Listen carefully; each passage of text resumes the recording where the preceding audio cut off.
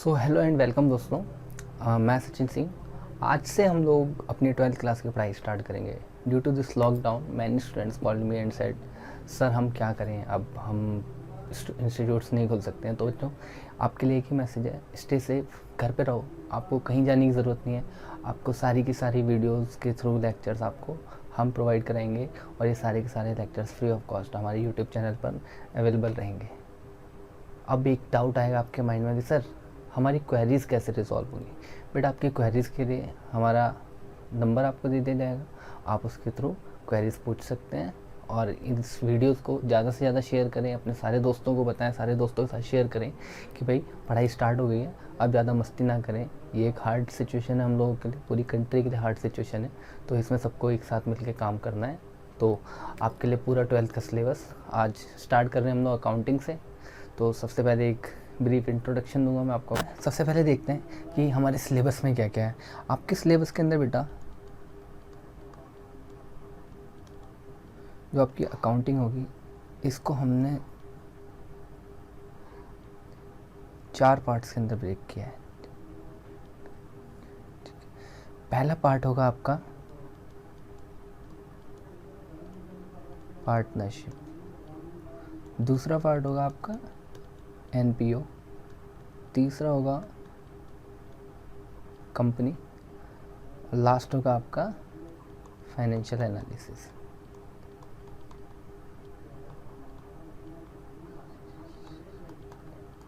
Financial analysis क्या sir इन 4 topics के साथ हमारे 100 मार्क्स कंप्लीट है?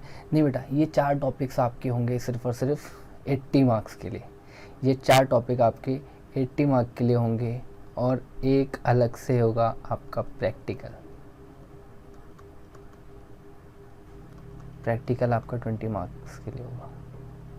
तो सर वो 80 मार्क्स का कैसा डिवीज़न होगा, आप वो भी हमें बता दीजिए। बिल्कुल बच्चों, तो वो 80 मार्क्स में से आपका सबसे पहले 30 मार्क्स होंगे पार्टनरशिप के, और ये बहुत ईजी कंसेप्ट है। ये 30 मार्क्स आपकी जेब के अंदर है। आज हम लोग इसी से स्टार्ट करेंगे। तो सबसे पहले देखना है कि 30 मार्क्स के लिए आपका ये टॉपिक होगा। 10 मार्क्स के लिए ये अभी 2 साल पहले इंट्रोड्यूस हुआ है 12th क्लास के अंदर, इससे पहले 11th के अंदर पढ़ाया जाता था। 10 मार्क्स के लिए होगा। 20 मार्क्स के लिए आपकी कंपनी होगी और 20 मार्क्स के लिए आपकी फाइनेंशियल एनालिसिस होगी। बस यही आपका सिलेबस है। तो हमें इसी से आगे बढ़ना है और इसी की तरह हमें अपने आगे की पढ़ाई करनी है, ठीक है। तो यही 4 टॉपिक्स हैं जिन पर हमारा मेन फोकस रहेगा। तो सबसे पहले हम स्टार्ट करेंगे अपना पहला टॉपिक, जो कि रहेगा हमारा पार्टनरशिप।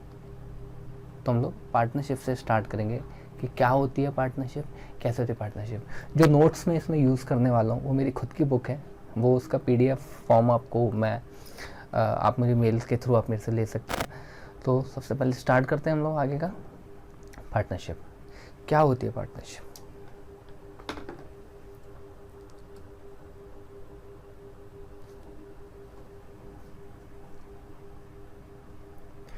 जी हाँ, तो देखिए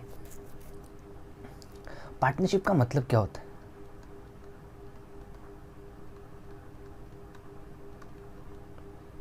पार्टनरशिप इसका मतलब क्या होता है? पार्टनरशिप का मतलब पार्टनर मतलब मैं और मेरे साथ कोई बंदा।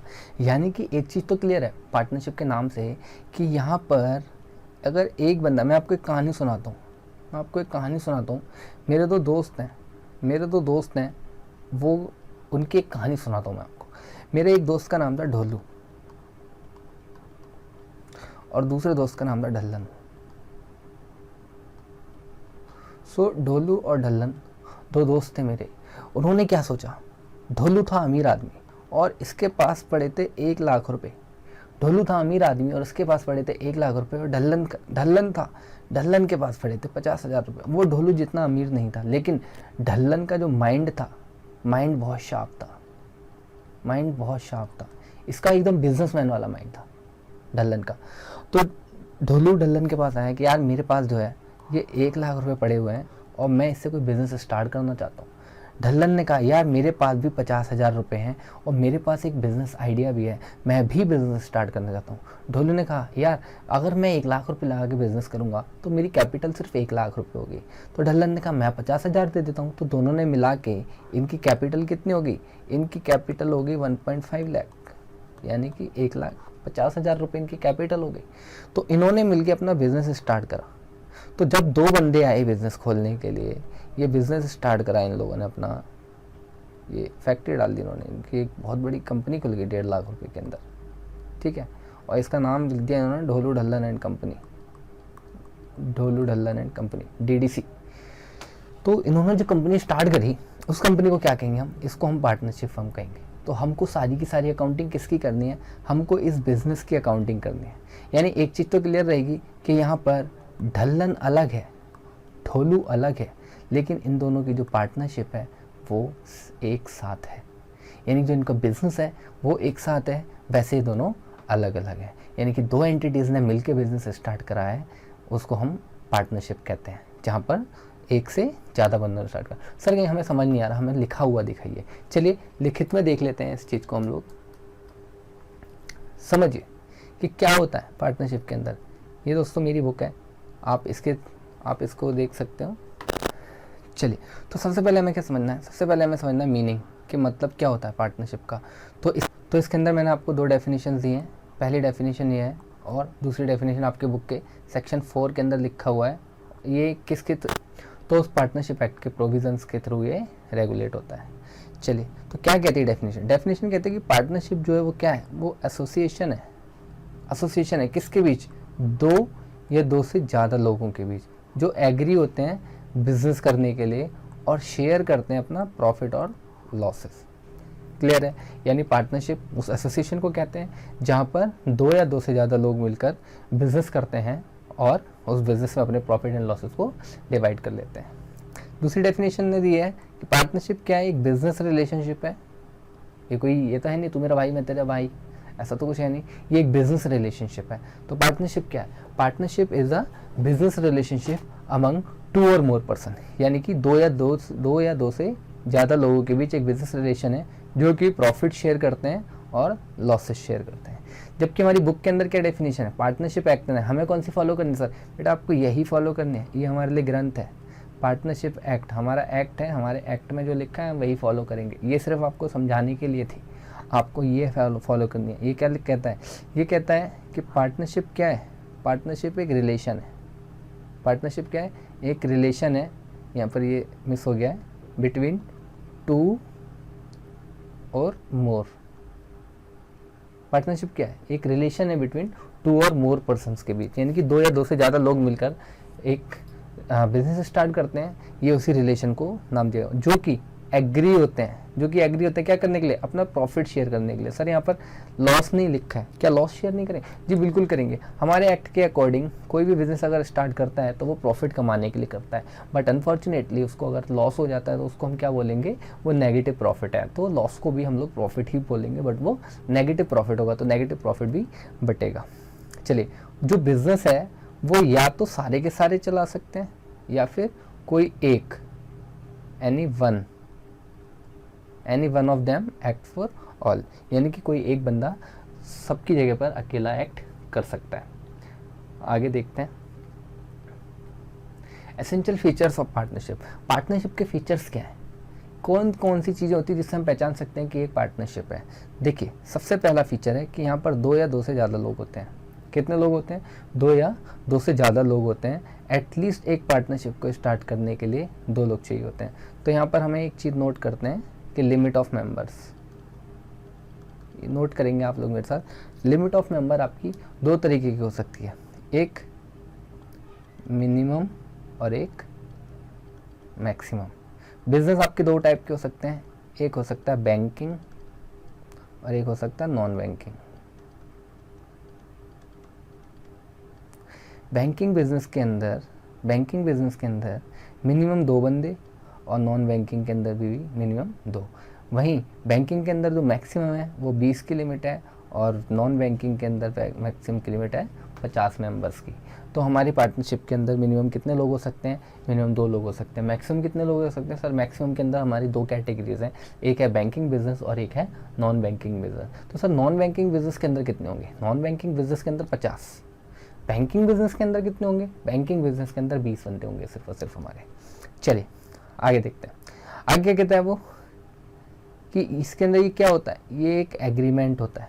यानी पार्टनरशिप के अंदर एक एग्रीमेंट होता है। देखिए बच्चों, एक चीज़ नोटिस कीजिए, जो वर्ड्स डेफिनेशन के अंदर हैं, जो वर्ड्स डेफिनेशन के अंदर हैं कि ये क्या है, ये एक रिलेशन है 2 और मोर पर्सन्स का, इनके बीच एग्रीमेंट होता है, ये प्रॉफिट शेयर करते हैं, ये बिजनेस चलाते हैं, वही सारी की सारी आपकी कैरेक्टरिस्टिक्स बन जाती हैं। तो यानी कि आप लोग डेफिनेशन को याद कीजिए, आपकी कैरेक्टरिस्टिक्स अपने आप हो जाएंगी, या फिर कैरेक्टरिस्टिक्स को कर लीजिए, डेफिनेशन अपने आप हो जाएगी। समझिए, देखिए लॉफुल बिजनेस, आपका जो बिजनेस है वो लॉफुल होना चाहिए। ये नहीं कि चरस गांजा बेचने का बिजनेस कर रहे हो आप, वो इलीगल बिजनेस होगा। और आगे देखिए, वो किस लिए करते हैं, वो प्रॉफिट शेयर करते हैं। और जो बिजनेस है, business can be carried on by all or any one of them act for all, यानी कि कोई एक बंदा भी बिजनेस कर सकता है सबके बिहाफ पर, और सारे के सारे भी बिजनेस में हो सकते हैं। अब आते हैं कि जो हमारी पार्टनरशिप बनाई जाती है, वो पार्टनरशिप बनाने के लिए जो एग्रीमेंट किया जाता है, उस एग्रीमेंट को हम क्या कहते हैं जी? उस एग्रीमेंट का बड़ा प्यारा सा नाम है, उस एग्रीमेंट को हम लोग कहते हैं पार्टनरशिप डीड। वो एग्रीमेंट को क्या कहते हैं? उस एग्रीमेंट को हम लोग पार्टनरशिप डीड कहते हैं। ठीक है, ये क्या होता है? ये एक रिटर्न डॉक्यूमेंट होता है। क्या होता है ये एक रिटर्न डॉक्यूमेंट होता है जो कि कंटेन करता है द टर्म्स एंड कंडीशंस, जो आपके बिजनेस की टर्म्स एंड कंडीशंस को कंटेन करता है कि भाई हमारा बिजनेस कैसे चलाया जाएगा, इसकी क्या टर्म्स एंड कंडीशंस होंगी हमारी पार्टनरशिप के अंदर, कितना इंटरेस्ट ऑन कैपिटल दिया जाना है, कितना प्रॉफिट शेयरिंग रेशियो रहेगा, ये सारी की सारी इन्फॉर्मेशन, कौन कौन पार्टनर हैं, उनकी कितनी कितनी कैपिटल्स रहेंगी, सारी की सारी इन्फॉर्मेशन किसके अंदर लिखी रहती है? पार्टनरशिप डीड के अंदर। तो पार्टनरशिप डीड क्या है? ये रिटन डॉक्यूमेंट है जिसके अंदर टर्म्स एंड कंडीशंस लिखी रहती है पार्टनरशिप की, because of which partnership comes into existence. इसी की वजह से पार्टनरशिप बनाई जाती है और इसको हम लोग पार्टनरशिप डीड बोलते हैं। ठीक है, ये क्या है? ये एक लीगल डॉक्यूमेंट है signed by all the partners. इसको सारे के सारे पार्टनर्स साइन करते हैं और ये आपका डीड बन जाता है। चलिए, इसके अंदर क्या क्या होता है? इसके अंदर होता है डिस्क्रिप्शन ऑफ पार्टनर्स, कि भाई पार्टनर्स के नेम्स, उनके एड्रेस। ठीक है, डिस्क्रिप्शन ऑफ फर्म, फर्म का डिस्क्रिप्शन होता है, फर्म का नेम एंड फर्म का address. Principal place of business, business कहाँ से आप चलाए जाते हो वो उसका एड्रेस रहेगा, प्रिंसिपल प्लेस ऑफ बिजनेस का। ठीक है, नेचर ऑफ बिजनेस क्या है? It specify the nature of business that the firm shall carry on. अब मैंने अगर कोई पार्टनरशिप बनाई है तो उसका एक नेचर होगा कि मेरे बिजनेस का नेचर क्या है। वो एजुकेशन से रिलेटेड है। अब हमारे रैंक होल्डर क्लासेस है, तो रैंक होल्डर क्लासेस क्या है? ये एक एजुकेशन से रिलेटेड है, तो ये क्या? ये इसका नेचर हो गया बिजनेस का। आगे बढ़ते हैं। Commencement of partnership, date of commencement of partnership is specified in this clause. तो डीड के अंदर क्या लिखा होता है? डीड के अंदर हमारी पार्टनरशिप की डेट भी लिखी होती है, इसके अंदर हमारी डेट भी लिखी होती है। अब समझते हैं कि क्या होता है कैपिटल कंट्रीब्यूशन।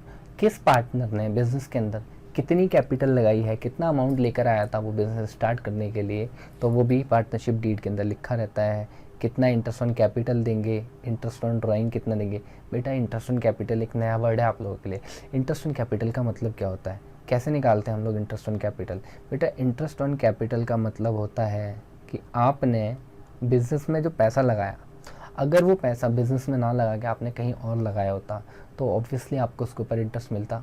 तो एक तरीके से आप बिज़नेस को क्या देते हो? आप बिज़नेस को देते हो उधार, और बिज़नेस आपको उसके जगह पर क्या देता है? Interest on capital. इसका एक फिक्स्ड परसेंटेज होता है, इसका एक फिक्स्ड परसेंटेज होता है और उसी परसेंटेज के ऊपर आपको इंटरेस्ट ऑन कैपिटल मिलता है। क्या इतनी बात क्लियर है? हाँ भाई, चले आगे बढ़ते हैं। सो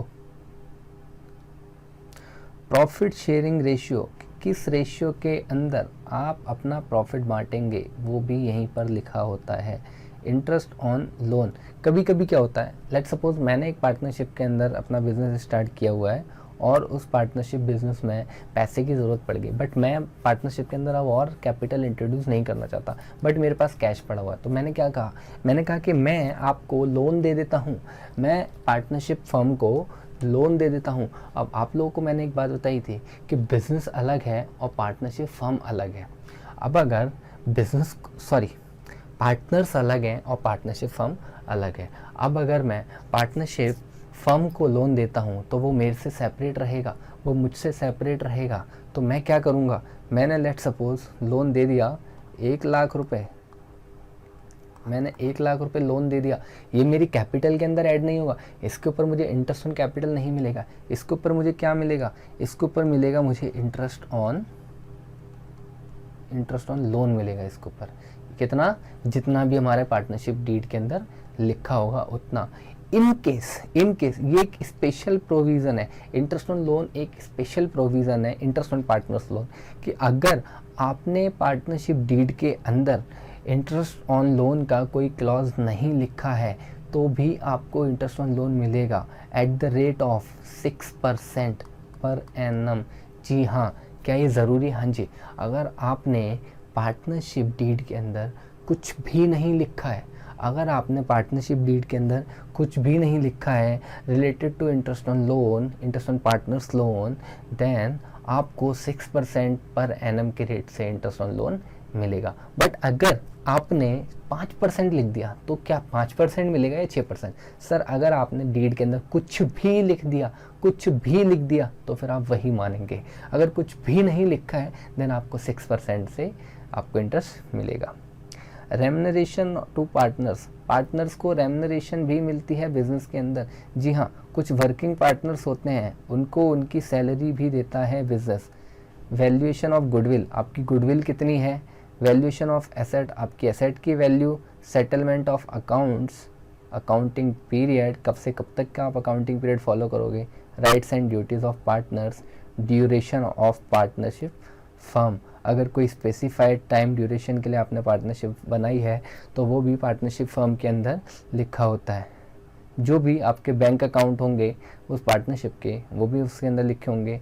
अगर किसी पार्टनर की डेथ हो जाती है तो उस टाइम पर आप क्या प्रोविजंस फॉलो करेंगे वो भी पार्टनरशिप डीड के अंदर लिखा होगा। और जितने भी सेटलमेंट एंड डिस्प्यूट्स होंगे सभी के सब पार्टनरशिप डीड के अंदर लिखे होंगे। सभी डिस्प्यूट्स से बचने के लिए पहले ही सारे के सारे एग्रीमेंट कर लिए जाते हैं कि अगर ये हुआ तो हम ये करेंगे और वो हुआ तो हम ये करेंगे।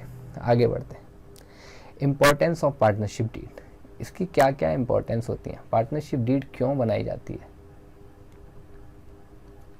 देखिए, पार्टनरशिप डीड की क्या है, एन इम्पॉर्टेंट लीगल डॉक्यूमेंट। ये क्या है, एक लीगल डॉक्यूमेंट होता है। ये क्या देगा, ये डिफाइन करता है रिलेशनशिप को बिटवीन पार्टनर्स के बीच, यानी कि जितने भी आपके पार्टनरशिप के जितने भी आपके एग्रीमेंट्स होते हैं वो सारे के सारे इसके अंदर लिखे होते हैं। तो इसमें वही सारी बातें दोबारा से लिखी हुई हैं। आप लोग चाहें तो स्क्रीनशॉट ले लीजिए इसका और आप लोग इसको पढ़ सकते हैं। अब मेन कंसेप्ट है आपका कि अगर, हाँ जी, provisions affecting accounting treatment in the absence of partnership deed. Let suppose partnership deed में कुछ बातें नहीं लिखी हैं तो उनका ट्रीटमेंट हम कैसे करेंगे? सर उसके लिए हम किसको फॉलो करेंगे? उसके लिए हम पार्टनरशिप एक्ट को फॉलो करेंगे। तो पार्टनरशिप एक्ट के अंदर क्या लिखा है कि अगर 5 बातें हैं हमारे पास 5 बातें हैं।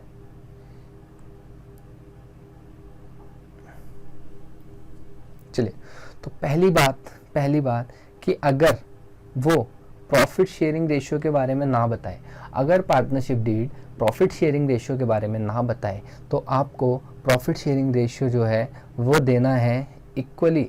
आप सभी पार्टनर्स को इक्वल प्रॉफिट शेयरिंग रेशियो दोगे, आप उनको बराबर प्रॉफिट बांटोगे। इंटरेस्ट ऑन कैपिटल के बारे में अगर पार्टनरशिप डीड के अंदर नहीं लिखा तो आप इंटरेस्ट ऑन कैपिटल नहीं दोगे। तो no such interest on capital is allowed to partner, आप कोई भी इंटरेस्ट ऑन कैपिटल नहीं दोगे। जी हाँ, अगर पार्टनरशिप डीड के अंदर नहीं लिखा है तो आप इंटरेस्ट ऑन कैपिटल नहीं दोगे। अगर पार्टनरशिप डीड के अंदर नहीं लिखा है तो आप इंटरेस्ट ऑन ड्राइंग भी नहीं लोगे। अगर पार्टनरशिप डीड के अंदर नहीं लिखा है तो आप इंटरेस्ट ऑन ड्राइंग भी नहीं लोगे। Interest on advance and loan by partner, या वही पॉइंट जो भी मैं आपको बता रहा था कि अगर पार्टनरशिप डीड के अंदर लोन के ऊपर लिखा नहीं है कुछ तो आपको क्या करना है, तो आपको 6% पर एनम के रेट से इंटरेस्ट मिलेगा। रेम्युनरेशन, कोई सैलरी, क्या सैलरी मिलेगी? जी नहीं, किसी पार्टनर को कोई सैलरी नहीं मिलेगी। चलिए दोस्तों, कुछ प्रैक्टिकल एस्पेक्ट्स। तो सबसे पहली चीज़ हमने मीनिंग ऑफ पार्टनरशिप पढ़ी। मीनिंग ऑफ पार्टनरशिप के अंदर क्या था कि ये क्या है, ये एक रिलेशनशिप है, ये एक रिलेशन है किस चीज़ का, बिटवीन टू और मोर पर्सन, टू और मोर पर्सन। अब यहाँ पर एक स्टार बना लीजिए, मुझे स्टार बनाना नहीं आता, यहाँ पर एक स्टार बना लीजिए। इसने लिखा है पर्सन। पर्सन मीन्स इंडिविजुअल नहीं है, पर्सन कोई भी हो सकता है, पर्सन कोई भी हो सकता है। इस पर्सन में फर्म हो सकती है, AOP BOI हो सकता है, association of person, body of individuals हो सकता है, एक कंपनी हो सकती है, यानी कि कोई भी पर्सन डजंट मीन इंडिविजुअल, तो कोई भी हो सकता है जो मिलकर पार्टनरशिप फर्म खोल सकते हैं। आर्टिफिशियल जुडिशियल पर्सन भी हो सकता है, लोकल अथॉरिटी भी हो सकती है, ये सारी की सारी मिलकर पार्टनरशिप फर्म खोल सकता है। और एक HUF भी हो सकता है। जी हाँ, चलिए, तो पर्सन का मतलब यहाँ पर सिर्फ इंडिविजुअल ही नहीं है, इंडिविजुअल के साथ साथ firm, AOP BOI, artificial judicial person, local authority and HUF, ये सारे के सारे मिलकर भी ये सारे के सारे मिलकर भी पार्टनरशिप फॉर्म बना सकते हैं। तो आप लोग ध्यान रखिए इस चीज़ का कि पर्सन का मतलब सिर्फ और सिर्फ इंडिविजुअल नहीं कि मैं और मेरे चाचा मिलकर पार्टनरशिप खोल सकते हैं और कोई नहीं खोल सकता। आप और आपके घर के बगल में एक कंपनी है, वो भी मिलकर पार्टनरशिप खोल सकते हैं। चलिए, सो आगे उसने कहा, तो हमने पार्टनरशिप की मीनिंग देखी और उसके कैरेक्टरिस्टिक्स देखे। फिर आया हमारा नेक्स्ट पार्टनरशिप डीड।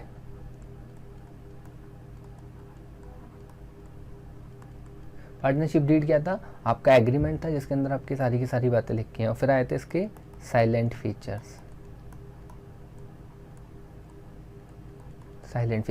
तो वही 5 बातें, जबकि आपकी अगर पार्टनरशिप डीड में नहीं लिखी हैं तो आपको उनको फॉलो करना है।